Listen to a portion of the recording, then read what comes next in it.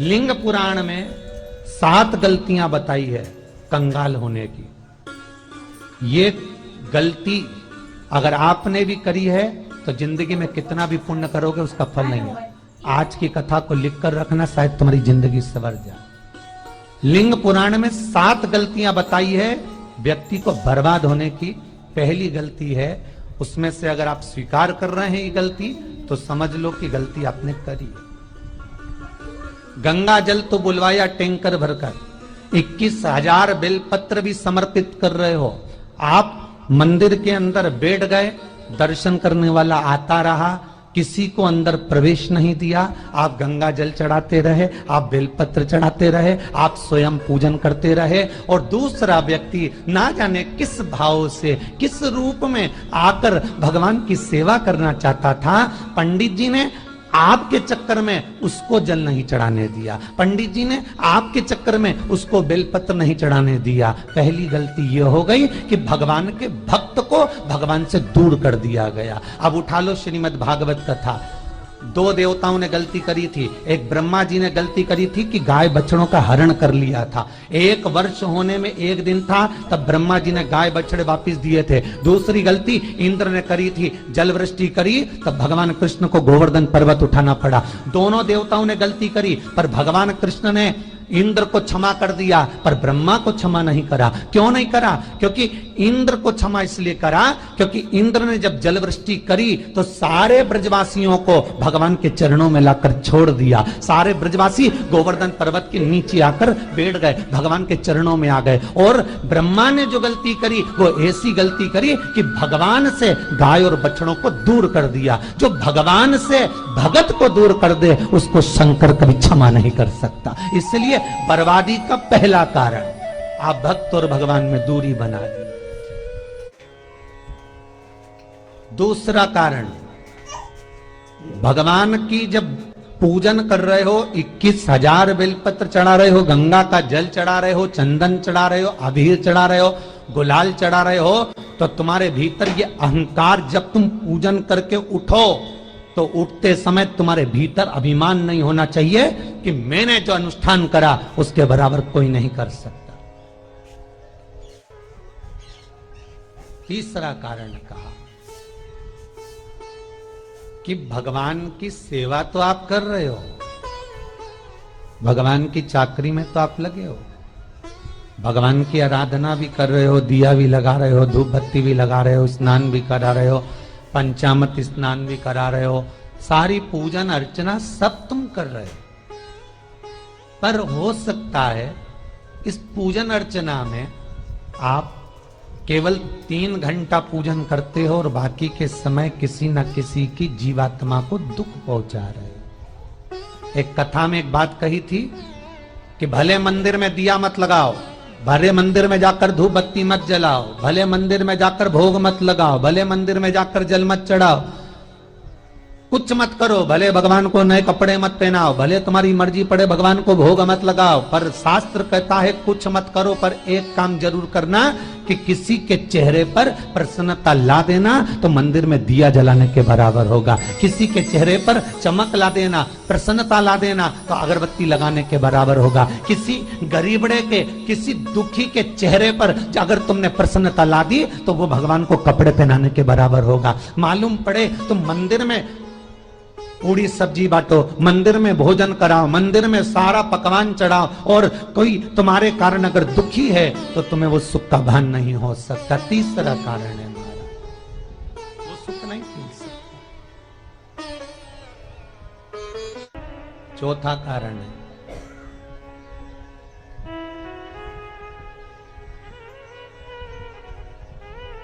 महाराज, जिस मंत्र को पढ़ा जा रहा है,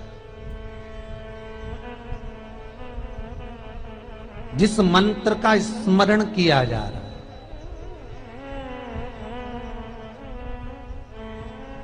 जिस भगवान की माला को हम जप रहे हैं, हम पाठ कर रहे हैं, उसमें त्रुटि। उठा लीजिए दुर्गा सप्तशती। दुर्गा सप्तशती का हिंदी अनुवाद में एक थोड़ा सा दृष्टांत दिया है, आपको मालूम होगा।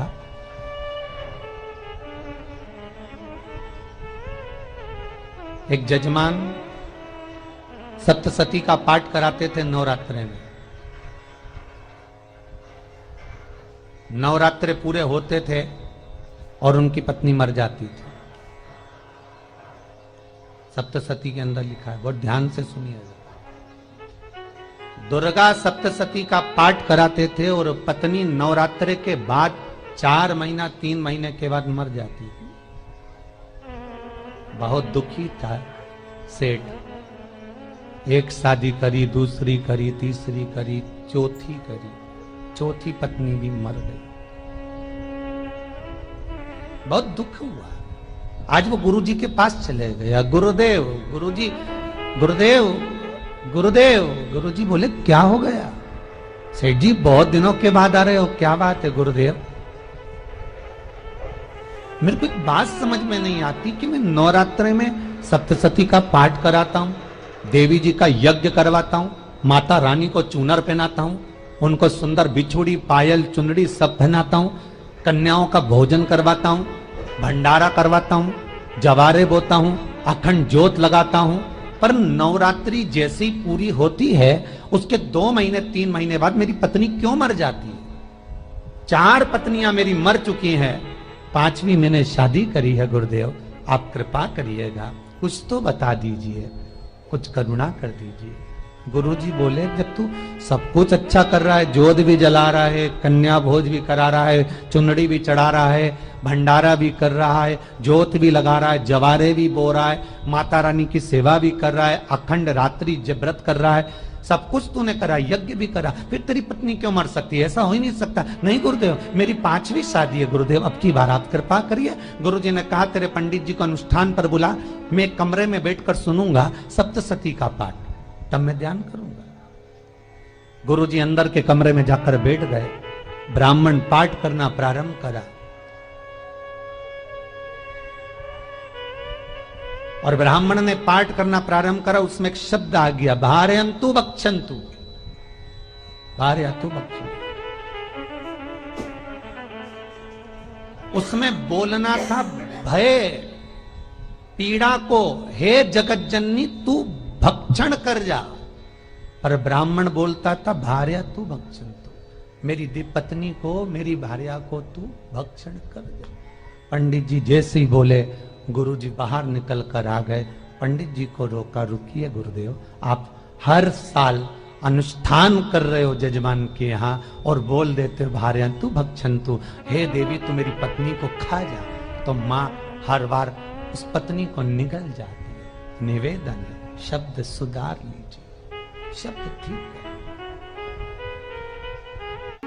चौथा कारण है कि आप जो पाठ कर रहे हो, आप जो पूजन कर रहे हो, आप जो अनुष्ठान कर रहे हो, उसमें कुछ ना कुछ गलती जरूर हो रही है। ये चौथा कारण है।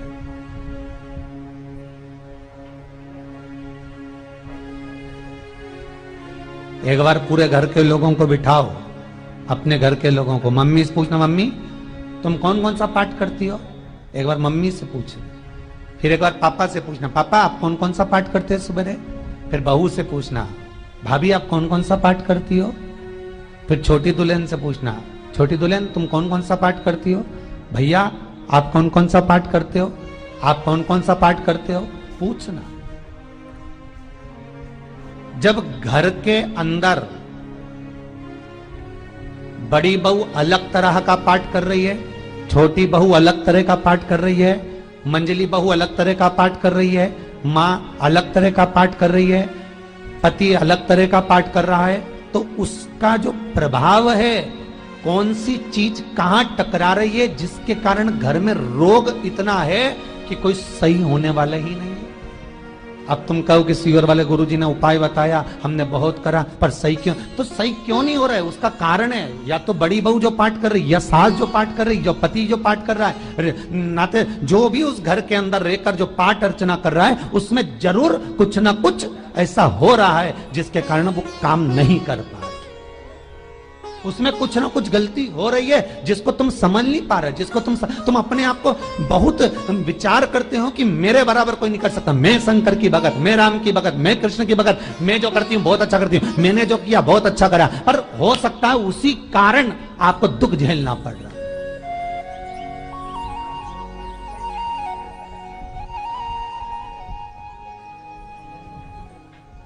उसी के कारण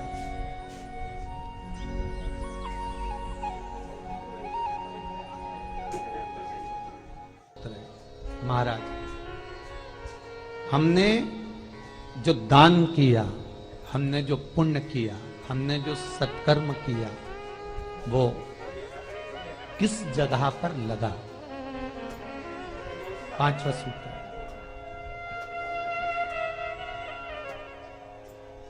जो आप दान कर रहे हो,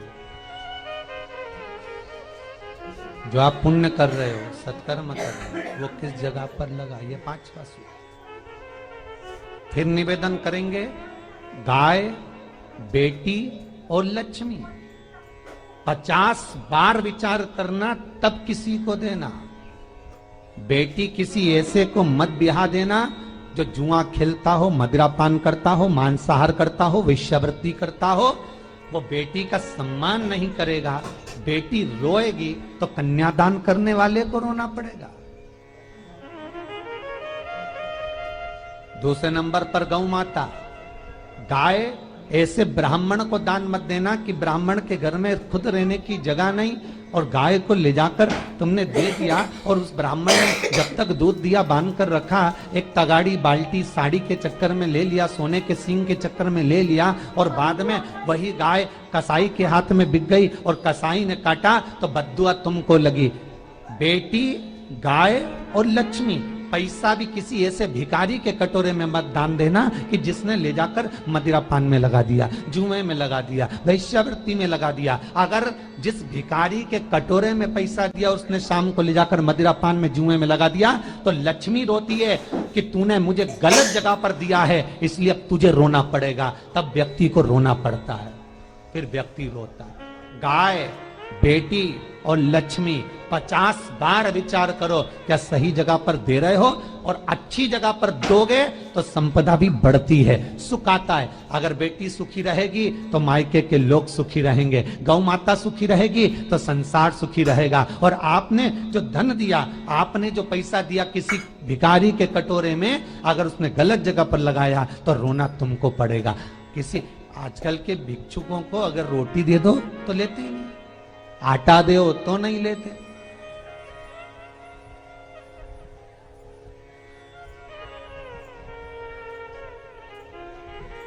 पहले के समय में जो भिक्षुक आते थे ना, तो रोटी बनी हुई मांगते थे। बूढ़ी बूढ़ी माताएं जानती होंगी, चिमटा बजाकर, घुंघरू बजाकर कहते थे भोजन, तो 2 रोटी निकाल कर दे दी जाती थी घर से। लो बाबा, तो माता इतना प्रेम रखती थी, केवल रोटी नहीं देती थी, बाबा बैठो हम सब सब्जी ला कर देते। इतना प्रेम था बुजुर्ग माताओं का, बैठो। और आज के जमाने में अगर रोटी दे दो तो फेंक दे नली में ले जाके, पैसा चाहिए। क्यों? शाम को पीने के लिए चाहिए ना, मदिरा पान के लिए, मांसाहार के लिए, जुए के लिए, वेश्यावृत्ति के लिए धन चाहिए।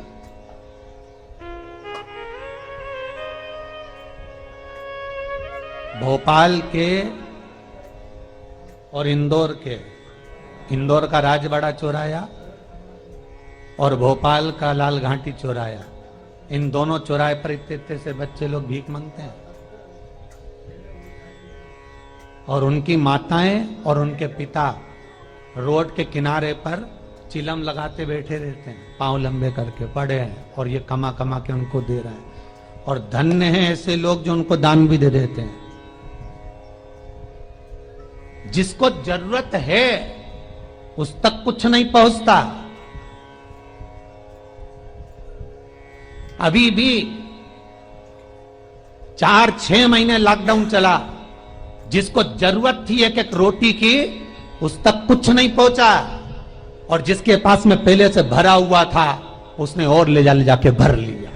जिसको जरूरत थी उस तक नहीं पहुंचा। अभी ठंड आ रही है, बहुत सारी संस्थाएं कंबल बांटेगी, रेलवे स्टेशन पे लोगों को कंबल उड़ा रहे हैं, कोई सो रहा है जमीन पर, उसको कम्बल उड़ा रहा है। बस स्टैंड पे चले गए, कोई रोड पे सो रहा है, कम्बल उड़ा रहा है, तो इतना बड़ा नाम चलेगा कि उनने कम्बल उड़ाए, कम्बल उड़ाए, कम्बल उड़ाए। और वो कम्बल जिसको उड़ाया वो दूसरे दिन जाकर कपड़े की दुकान पर बेच के आ गया, 200 रुपए लिया आया, रात को पीकर फिर सो गया, क्योंकि फिर कहीं कहाँ आएगा, फिर उड़ा के चले जाएगा। क्योंकि इन्होंने तो ये करके रखा है कि नाम कमाना है तो कम्बल उड़ाए जाओ। जिसको जरूरत है वहां तक सामान नहीं पहुंचता भाई, जिसको जरूरत है वहां तक सामग्री नहीं पहुंचती भाई। आपने दिया और उन्होंने ले जाकर बेच दिया, और फिर सोचते हो कि मैंने तो पुण्य करा है। कई लोग कहते हैं मैंने दान करा, मेरे को इतना फल मिलेगा। काय का दान करा? ऊपर तो जा, यमराज के डंडे पड़ेंगे।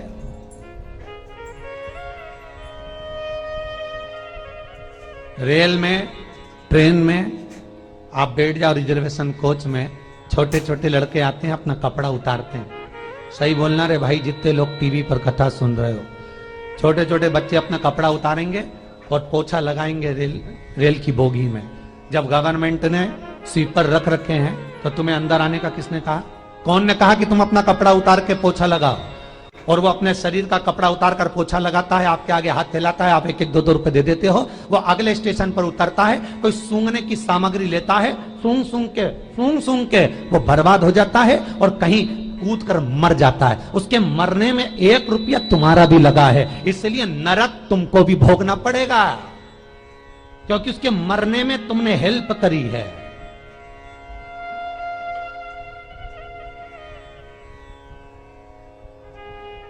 तुमने तो रुपया दिया था भोजन करने के लिए, उसने कोई सूंघने की सामग्री ले ली और सूंघ सूंघ के नशे में मर गया।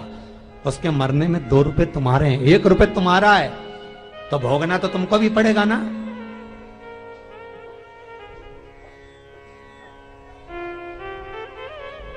कहीं अच्छी जगह लगाओ, सत्कर्म की ओर लगाओ, तो सुख का आनंद कुछ और ही होगा, सुख का आनंद कुछ और ही प्राप्त होगा। हमारा धर्म, हमारा पुण्य, हमारा सत्कर्म। 5वां कारण अपनी पुस्तिका में लिखकर रखना, तुम्हारे दुख का 5वां कारण क्या है? क्यों तुम करोड़पति से रोड़पति बन गए? तुम्हारे यहां पर 4-4, 5-5 गाड़ी थी, खूब वैभव था, खूब धन था, फैक्ट्रियां चल रही थी, सत्ताएं चल रही थी।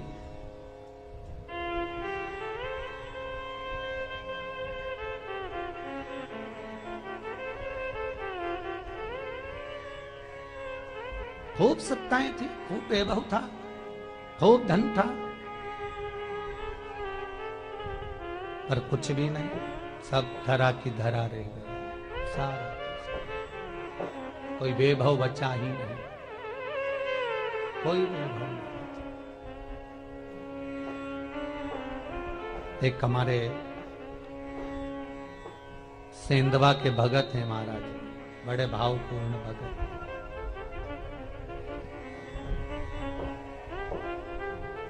वो कहे गुरुजी हम बड़े दुखी हैं, बड़े कष्ट में। हमने कहा कष्ट का कारण कुछ ना कुछ जरूर होगा, दुख का कारण जरूर कुछ ना कुछ होता है। कहने लगे गुरुजी हमारी तो जीनिंग चलती थी, खूब फैक्ट्रियां चलती थी, इतना जीनिंग फैक्ट्रियां थी, इतना चलता था।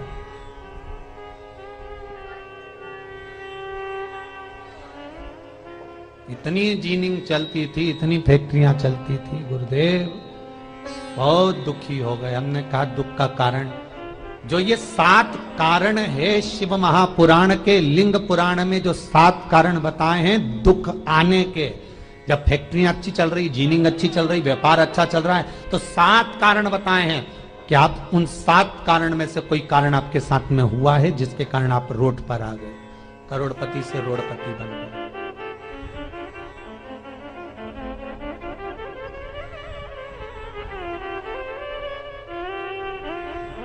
कभी कभी नगर में, गांव में सभी का व्यापार एक साथ समाप्त हो जाता है। कभी कभी गांव में, नगर में सबका व्यापार एक साथ समाप्त हो जाता है, सबका व्यापार एक साथ ही खल्लास हो जाता है, समाप्त, सभी कर्जे में हो जाते हैं। तो समझ लेना कि उस गांव के खेड़े का देव महादेव, उस गांव का खेड़ापति भगवान शंकर, उस गांव का शिव जरूर रुष्ट हुआ है, जरूर रुष्ट हुआ। उसको मनाने का प्रयास करो, जिससे अपनी नगर, अपना गांव फिर उन्नति की सीढ़ी पर चढ़ जाए। पांचवा कारण मंत्र जाप, अर्थात तुम्हारा फिर निवेदन, गाय, बेटी और लक्ष्मी 50 बार विचार करना, तब देना, नहीं तो मत दे, मत दीजिए।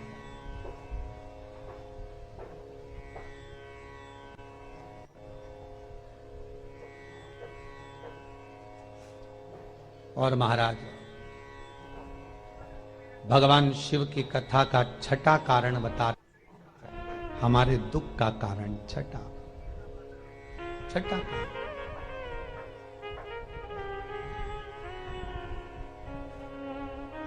आदर सम्मान में कमी।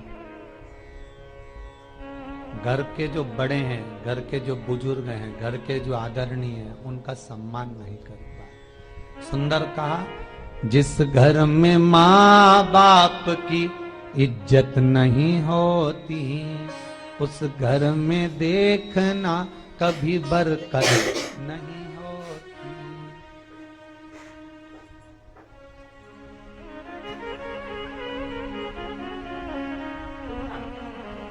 छठा कारण है सम्मान, सत्कार, आदर ना हो। जब धन, सातवां कारण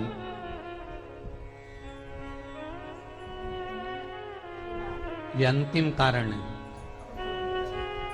जितने लोग कर्जे में, लदालू में, जितने लोग दुखी हैं, जितने लोग तकलीफ में, आज की कथा को बहुत दिल से सुनना, अपनी गलती को जरूर छांटना।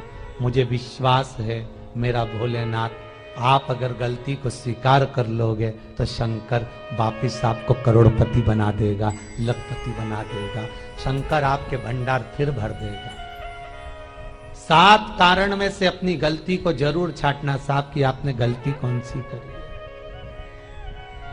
और अपनी गलती को छांट ले, यही सबसे बड़ी बात है ना। लोग सुनने के बाद भी नहीं छाटेंगे, नहीं मैंने तो कुछ करा ही नहीं, मैं तो कुछ कर ही नहीं, बस मैं ही तो है, हरी जगदम्बा वो मैं ही फंसा है बीच में।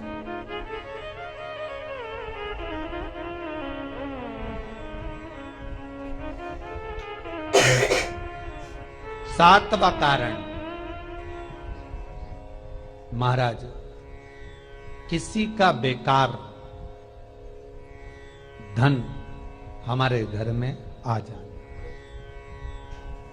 एक कथा बहुत सुंदर है। एक गांव में एक व्यक्ति रहता था, खूब अच्छी कमाई करता था।